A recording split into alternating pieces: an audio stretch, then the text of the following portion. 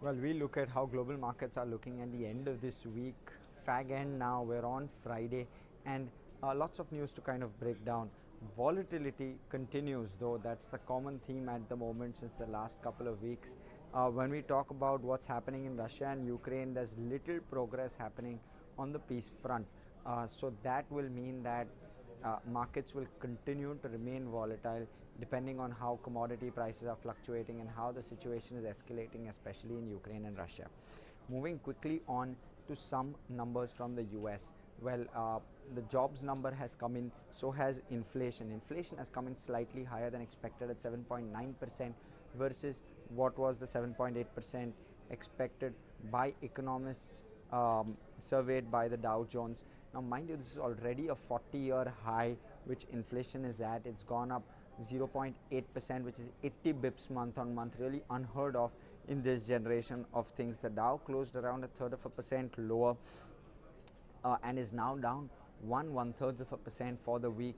Fifth straight week of losses is what the Dow is currently staring at. When we look at the S&P 500, that too down around 0.4% or so, 1.6% lower for the week. And when we look at the Nasdaq closed 0.95% lower, down over 1/3% for the week at the moment. European markets, which had gone up sharply on Wednesday, have closed lower on Thursday, signaling the amount of volatility which is there. Mind you, the DAX and the CAC 40 were both up over 7% in trade on Wednesday. They've both closed sharply lower, in fact 2.9% broadly. Both these indices have closed lower. So after that huge rise, they've tempered off.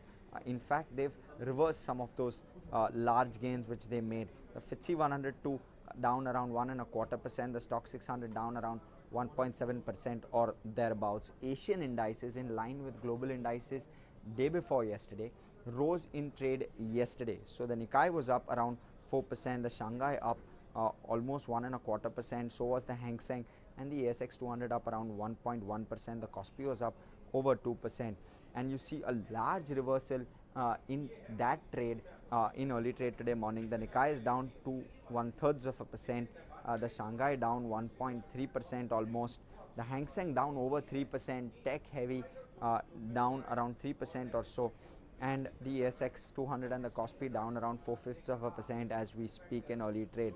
The SGX Nifty is also giving certain negative vibes. It's down around 0.5% or so, marginally lower in what doesn't seem to really indicate what kind of a day it will be today. When we look at oil, well, oil is at $107 a barrel. It rose before tempering off. It rose obviously on the back of the peace talks collapsing, and it's tempered back down as we speak. When we look at gold, it had risen as well above that $2,000 an ounce mark, and that has tempered down as well. The European Central Bank opted to keep rates unchanged, right? So moving quickly on to bond yields, they've kept rates unchanged, and but what they've done is they've announced a wind down of the asset purchases program, which has come in faster than expected. The other major mover is, of course, we spoke about the inflation number at 7.9%, 40-year high, and that led bond yields higher. So bond yields breached that 2% mark before cooling off to around that 1.97% mark as we speak, and the dollar index too rose sharply. It was at around 98.5. The other real mover was Bitcoin. It's collapsed over 8% below that $40,000 mark. So broadly, that's how we're looking at markets in early trade today.